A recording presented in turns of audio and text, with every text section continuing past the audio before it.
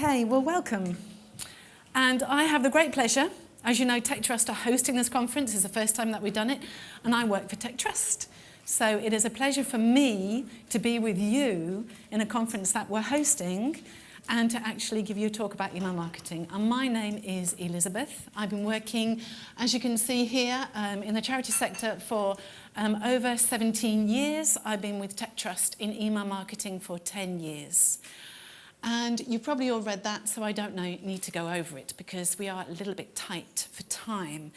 Now, I can see that I've got quite a range of people here. If you can't hear me, just please put your hand up and that'll be fine. Can you see the slide?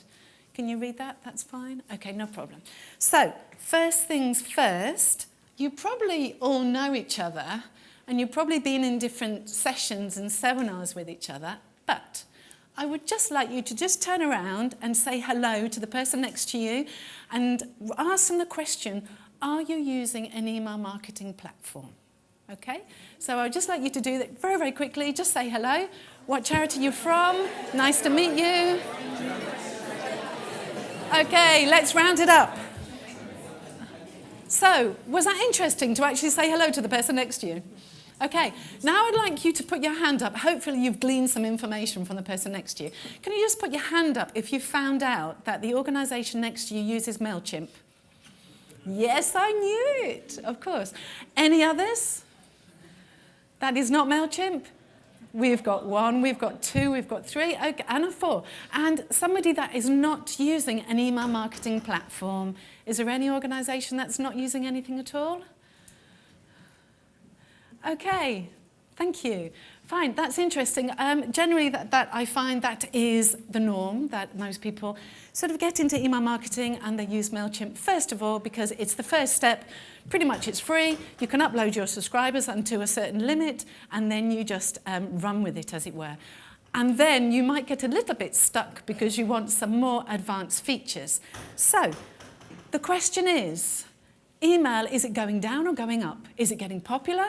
Is it on the rise or is it on the fall? Put your hands up quickly. Is it on the rise? Email marketing, yes. Is it on the fall? Oh, I'm sorry to disappoint you, or the ones that said that it's actually going down. Email marketing is more alive than ever. Okay, so what we have here is widespread. This is the projection. Okay, for 2022, we're going to be having 4.3 billion users. That's a lot. That's a lot of people using email marketing.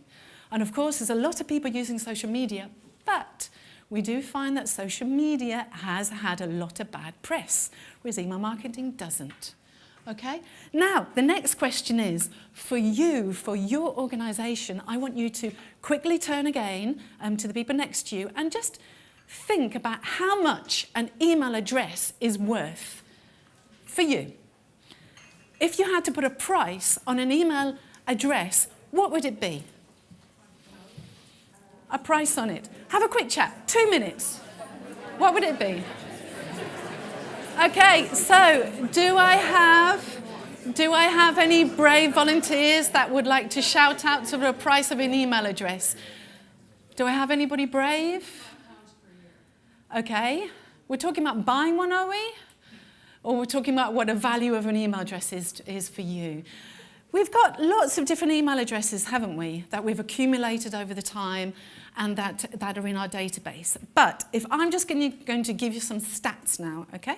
And we've got the Experian estimates that the average email address is worth £84.50. However, if you are in retail, then that goes down.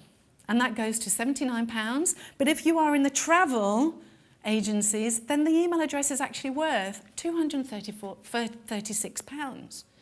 So just one email address, that is the revenue that is generating on average for these sectors. Okay? Now, the charity sector is different, but it's the same principle. Your email addresses are very valued. They are worth a lot because they do generate you support, they do generate you funds, they do generate new donors. Okay? So, I'm just going to move on, and now we're going to just talk about what type of emails are we receiving all the time? Put some hands up. What type of emails are we receiving? We've got transactional ones. What else have we got? Bitcoin blackmailers. Yes. Oh, they're annoying, aren't they? Terrible. What other emails are we receiving? What type? Yes. I can see the roll of the eyes there. Yeah. Any other type of emails? Yes. Things I signed up for a long time ago. Okay. Did you get a lot with the GDPR coming in? Not always. Okay. Other types? Let's think of our charity sector now, shall we? And just move on. So, if we've got different types of emails, we've got our transactional ones, we've got our service ones, we have our notification, we have our marketing. But if we actually move over to our email, our charity scene, then sort of these are the ones that we would be looking at. Okay, so our success stories, our donate emails, our newsletter, sending out on a monthly, weekly, fortnightly basis. We've got our sorry to see you go, our bye-bye one. We've got our information.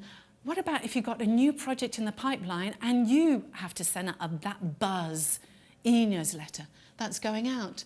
We've got our fundraising. We've got to keep calm and just let's get to know each other. That might be a quick survey or there might be something else. Show of hands now. Who is actually activating sending out these types of emails? I would say that's half. That's pretty good. Well done. Well done. Well done to you all. But as we know, I would say in the last 10 years, I've been in email marketing for 10 years. In the last 10 years, we have seen a massive change. Absolutely massive change. If we go back in time, let's go back and let's have a little look on how email marketing used to be. Now, I'm going to concentrate in this session on the best practices for campaigns. When I say a campaign, I'm talking about an email, okay? So I say a campaign, I'm talking about an email. So the evolution of email, how have they changed? 10 years ago, they were pretty basic and boring, weren't they, if we're going back to 10 years. So we had, this is actually one, when we were called CTX. Does anybody remember 10 years ago? Do you, when we were called CTX? We've had a few changes, then Technology Trust and then Tech Trust. So this, it was a wider, 700 pixels, wasn't responsive. That means that pretty much 10 years ago, not everybody had a mobile phone or a smart device, and so it didn't look good on smart devices. There are very few images, anchors, loads of them, because the email was just so text heavy. And we had no buttons and lack of creativity with the columns. Okay, so again, I just want you to turn to your partner, turn to the person next to you, and I'm going to give you 3 minutes for this because we haven't got a lot of time. I would like you to think of some good ideas of what makes an outstanding campaign. Okay, 3 minutes. What do you think? And let's just wrap it up again. Fantastic, lots of good conversations going on, I can see. Okay, now I would like some more brave people to actually shout out to me what you think makes a really successful campaign. We're talking about best practices, a really good email campaign. Anybody? Subject. Perfect. Anything else? Images. Who said that? Yes, we'll talk about images in a bit. Very good. Anything else? Personalization. Perfect. Personalization. Really good point. Yes, definitely. Anybody? Emilia? Yes, thank you. We will touch on that as well. Definitely. Anything else? Short text with links to where you can find more information. Yes, definitely. Yes, we will look at that as well. Lots of links, short text. Anything else? Shall we have a look? I've pulled together just some ideas of what makes a successful campaign. Let's have a look. We have our checklist here, okay? Clear and catchy subject title. And we also have attractive and creative design, engaging, effective content, clear call to actions. We've got always responsive, always, and always, without a shadow of a doubt. Personalization and dynamic content. A double opt-in, I have touched on that. because I think it's really important for our successful campaign. And our study reporting stats. You've got to study your stats. Now, I'm going to delve into these. You said your subject title, which is really good. If we have a look at a subject title, it makes you open up your email, doesn't it?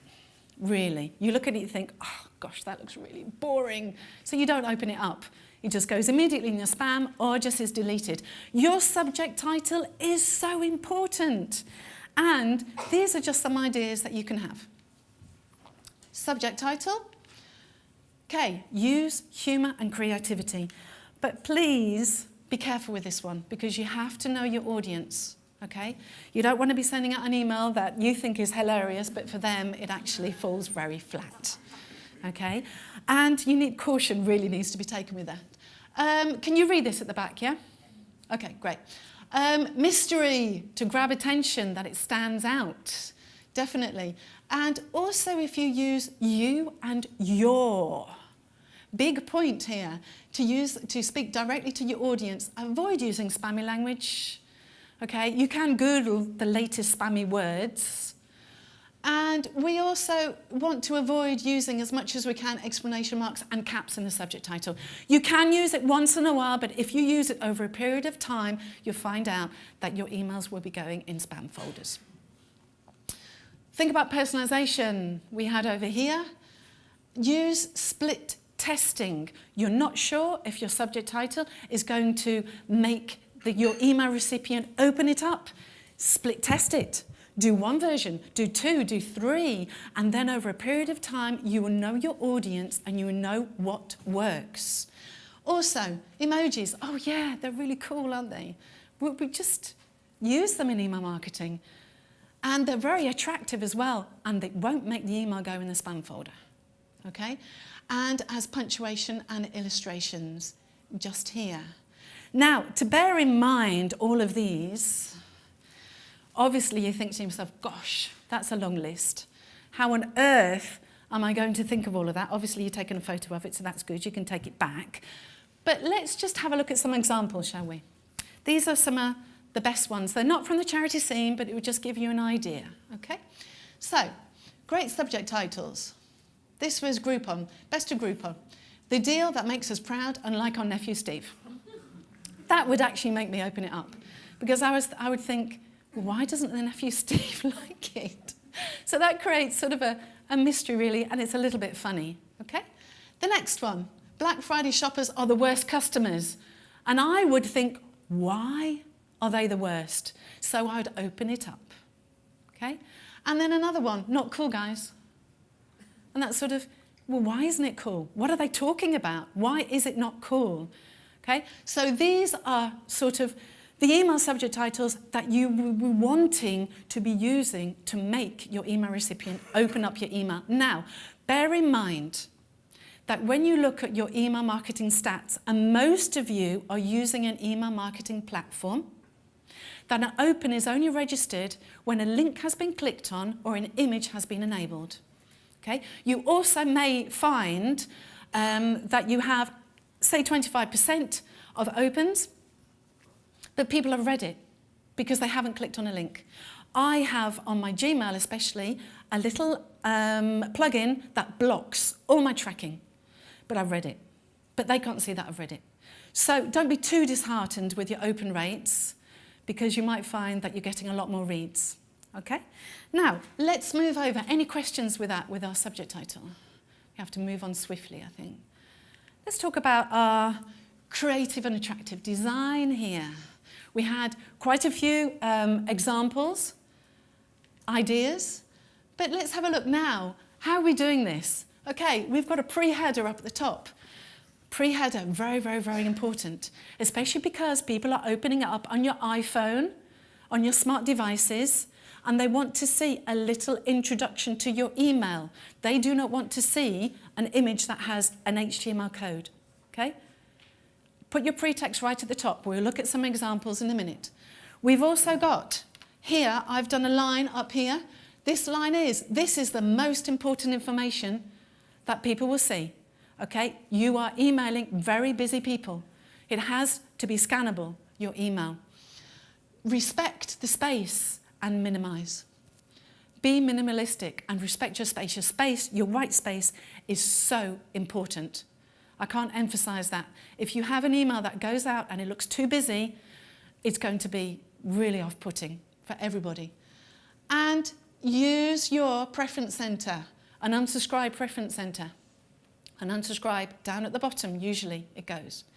Now, I put this because the measurement has changed. Used to be 700, but now I would say no more between 600 and 640 pixels. Okay? 50-50. What do you think that relates to? Anybody? Images and text. Yes, perfect. That relates to your images and your text. Please don't keep on sending out solid image-based emails, because eventually they will be stuck in spam. Okay? So that is very, very important here. Up at the top, what do you think I've got up here? I've got some browsers. View in your browser. Now, I know it's a bit of a pain to put a link in that says, can't read this email, view in your browser, or open up in your browser, but it does actually help you to avoid some pitholes of browsers that aren't displaying your email well. So they can just open it up in the web browser, then it is a lot easier for the email recipient to read it in its entirety. Okay, let's delve in a little bit more. Okay, Mila, you said branding. Very important. Okay, we've got our colours. Our branding is important. We've got our GIF here. Yeah, now, careful with this one, because when we're using a GIF, okay, in some email clients, only the first frame will show, okay, and not the whole GIF, just in here. And also, make the most of your buttons. Be creative. Use a button. We've got our images here. Very important to have high-resolution images, but your images should be under 300 kilobytes, okay? Also, we've got our alt text. Please, please remember that you need to put your image title in. Has to be put in. Because you might have some people that have screen readers. You might have some people that would never, ever open up the images, and it's set defaulted to not open. So instead of having a blank square, they have an image title. And we've got down here, remember, social sharing. You want to reach out. You want to engage. Okay, it's not just a case of just sending an email, but you want to bring more people in. You've got to have your sharing. And we've got here, down here, our footer. So important to have a good footer. I can't emphasize how much it is important. It doesn't have to be big, but a strong, nice footer. We've got this up here. This is the font between 14 and 16 especially, so it's readable on iPhone screens. Okay, and these are your best fonts. If you use any other font, then it may not be displayed well in some email browsers, and it would default to Times New Roman or default to other ones. So these are your standard ones here. Now, I've got a little not allowed, and that's on your background images. You can use background images, but they will not display on all email clients. We're talking about Outlook 365, we're talking about other webmails. Okay, so be careful with your background images, just bear that in mind. Email marketing is still in the Stone Age, really. It's not like web design. Okay, any questions? Let's have a quick look at engaging effective content. Okay, so we've got provide snackable content. We had over here, please don't do long sentences or anything. It needs to be scannable. You've only got a few seconds to engage your email recipient. Only a few seconds. If they find it's too long, too chunky, they'll just go over it and they won't read. Keep the text with bullet points and be targeted. Don't waffle. If we move over now to our clear call to action, so important to have a clear call to action. What do you want your email recipient to do once they have received your email? Okay, near the top, as I said, very important near the top, especially on your smart devices. It's got to be big. Repeat it. Also, strong contrast. And it's got to stand out as well. Has to stand out. How many of you, quick show of hands, are using call to actions in your emails? Brilliant. Okay, now what I would advise you to do if you're doing that is always plan to send out an email as if you don't have any images in it. Okay? Just put your call to actions in GIFs or in buttons, but please don't put them in images. Like I said before, not everybody downloads the images there. Okay, let's now look at being responsive. Okay, very important. We've got up at the top, okay, the top email clients. That was for last year. iPhone.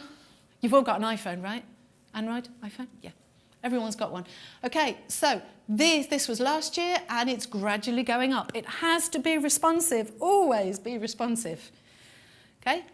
Our next one is personalization, dynamic content. Yes, there's nothing sweeter than hearing your own name, is there? And if we have a look at this, what does it do? It increases your supporter loyalty. Hey, you're getting personal, you're getting engaging, okay? And your client retention, which is what you want at the end of the day. You want to keep those donors, keep those supporters. Now we've got a 72 and a 75 here. These are the stats that I've got. I'm just going to refer to my notes here. And this was the latest litmus ones that said that if you have personalization in an email, then you have a 72% increase of people opening up your email and also a 75% increase in people clicking on links in your email. And that's just by using personalization. So not just the name, you can personalize anything in your email. Very, very important. Let's move down. Talk about dynamic content. Does anyone use dynamic content? Okay, dynamic content, basically you're sending out the same email to a different audience. It's just one email, but there's different sections of that email that is slightly different depending on the audience that you're sending it out to. Okay? And it's, like I said, it's targeted to every single user. And it's similar to personalization. If you don't have an email marketing platform that has it, maybe you could inquire if you feel that you really want to use this. And you will save yourself an awful lot of time using dynamic content. It's engaging. It's good. Double opt-in. Who uses double opt-in on your website? Good. Show of hands. Ooh, it's okay. Why is it so important, double opt-in? GDPR. Yes, following GDPR, but it's not a requirement, okay? But it is a recommendation, okay? If we have a look at this, then it eliminates your chances of spam. So somebody signs up on your website, that's the first opt-in. They get an email in their inbox, they confirm on the link on the email that confirms that they want to receive your emails, that's the second opt-in. So no one can do it on their behalf. They have to receive the email and sign up, okay? Messages are more targeted. You do find that your unsubscribe rates will go down and your conversion rates will go higher. Study your reporting, so important. Clicks, click-through rates, unique clicks. This is how you would actually calculate your click to open rate. You can measure how engaging your content is. You can measure what people are actually want to listen about, want to hear about. Don't just do it the day after or the hour after you sent out the email and study it. No. What you need to do is maybe wait a couple of days, then wait a week. I don't open up my emails immediately. I look at it and I think, when I've got time. And generally, when you've got 2 children, which you've probably all got children, you know you don't have a lot of time. So you open it up, wait a while, but study hard bounces, soft bounces. Soft bounces are temporarily unavailable servers, okay? Your hard bounces, does anyone know what a hard bounce is? It's a permanent, like an invalid email address, etc. Oh, there is a permanent problem there. ISP basically means how many people are clicking on your spam, okay? And unsubscribes, but don't be too despondent with people that are unsubscribing. You just need to keep an eye on it. So, if we have a look at our hard bounces here, This is where your data is so important to be kept clean and fresh, okay? Because if you get to 10% with your hard bounces, then you generally find that the ISP will block your emails, okay? So you have to be careful with the data that you're using, and it has to be good. A soft bounce is a soft bounce, and generally you can send out to a certain limit, a certain amount of emails before it is suppressed, the cut-off point with your soft bounces. This is the benchmark for charities at the moment. Okay, so we've got our open rate, our click rate, our soft bounce, our hard bounce, our abuse rate, and our unsubscribe rate. Okay? And I'll just leave that on there just for a couple of seconds more. So always see how you're faring. It is so important to look at your reports and to study them carefully.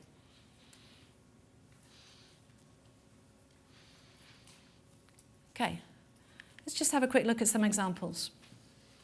Okay? Now, they might look a bit black because it wasn't my intention, but I sort of chose ones that had a lot of black in them. But there's lots of different colours you can have. This one, animal kind, I like this. Don't use any more than 3 columns. If you do use more than 3 columns, then it won't be well adjusted on your smart devices. Stick to 3 columns, no more, okay? And they've got a nice call to action. Up at the top, you've got your pre-footer. You've got a lovely, here, this is a button, so you meet your Chris here. And the images are great. Really outstanding, branded colours, and nice images there. That's another one. Again, we've got sign up today, sign up. Repetition of your call to action. Okay, it's bright, it's contrasted. You've got lots of nice white space. You've got up at the top, pre-footer. Over here, view on browsers. Okay? That's a nice footer. Plain, simple, clean. Minimalistic. Nice footer. Move on. Black background, but it looks good. Looks really good. Okay? So again, we've got a really massive call to action. Call to action. 2 different colours in 2 different places. One at the top, one at the bottom. That's really scannable because this is in bold. And it stands out. Okay? So people will just pick out this, boop, boop, and they want to read more. If we look at the footer there, again, nice. Although the white space obviously is up at the top, the footer is clean. Okay? So that's a nice footer down there. Just a nice, plain, simple footer. One more. Whoops. Okay. I like this one. Okay, this is nice. Call to actions are very clear. You've got your social networks up here. You've got your header up at the top. And you've got just a little bit of information. And let's go to that one there. Again, nice call to actions, videos in there. Like I said, we're still in the Stone Age with email marketing. You can use a video, but it won't be correctly displayed on every email client if you embed it. So, when you use a video here, it's always a link to your video channel. Okay? You can go into the code and embed the video in, but it won't display well. Always link it up to your YouTube, link it up to any other channel that you've got, and you will find that your open rates will go up if you use videos. Very engaging. Nice colours. Natural history. Yes, very nice. Again, using a nice video down here. And calls to action, very, very contrasted. Lovely footer. Any questions? Can you tell us more about, yes, who said that? And can you see me in a minute? Because I would really love to talk about that in more detail. Dynamic content is a lovely feature to have. Let's just give a very, very quick example here. Supposing you are sending out an email, but for different regions in the UK, you are sending out just slightly different information and a different picture. Okay? So you would base your, you would have your data on location, or let's say region. Okay? Your data will be pulled in to the email, and let's say for the Northeast, then you have a different type of text and an image. For the Southwest, you will have something different. Supposing it's a conference, that are a number of conferences that you were doing. But you're just sending out one email, but you have just different sections that are personalized according to the data that you have in your email marketing platform. Does that make sense? Did you have a question? Why should charities use TT Mail? They shouldn't. But TT Mail, we are resellers for the .digital platform. There used to be a .mailer, and I must say it is a fantastic platform. With TT Mail, you get great service, and you are using a very good platform. We have an offer on at the moment. If you're interested in that, come and see me. And TT Mail, obviously, we've got expert advice and email marketing staff that can help you. So that are some pretty good reasons to use it. Yep. Also, the prices are discounted compared to compared to others. Hi, can you say a bit more about frequency? Frequency with emails. Yeah. That's a really good point. You don't want to bombard people with too many emails. Neither do you want to wait until a couple of months have passed to re-engage with them. Okay, so you just want to have the correct balance. The only way that you know really about frequency is to study your email stats at the end of the day. You want to think about, nowadays, the time of day isn't so important because we've got smart devices and we can just look at it and that. But at the end of the day, you have to look at your audience. Are you sending out to young people, to old people, to teachers, to people that work in organizations? Okay, and the frequency of how much they would like to receive an email communication. If I receive something too often, that's it, they've gone. I can't have it. But generally, once a week, once a fortnight, once a month is the norm. Mm-hmm. Any other questions? Any tips for optimizing for Outlook, which is notoriously tricky? Oh, I hate Outlook. I really do. Any tips? If you just keep to standard fonts, and if you're using quite a good email marketing platform, then you should be okay. I would say that testing is a key with Outlook, especially if you've got different versions in the office, if you can send out the emails to different versions of Outlook. I would say that text, it could be an issue. So when you paste text in, sometimes, usually you have an email marketing provider that gives you the opportunity to clean that font, to clean that text and to stick it in, okay? Because Outlook is notorious for changing the fonts around and changing the sizes and changing everything. If you can clean the text before you put it in, then that helps greatly. What should we be doing to prepare for EPCR? I don't know. At this stage, I don't know. I can't really offer any advice until I'm fully aware of how it's going to pan out. But yes, I think with the GDPR, obviously you had to put good practices into place and you need to keep on working on those. Yeah. No? Okay, time's run out. Thank you very much. Thank you.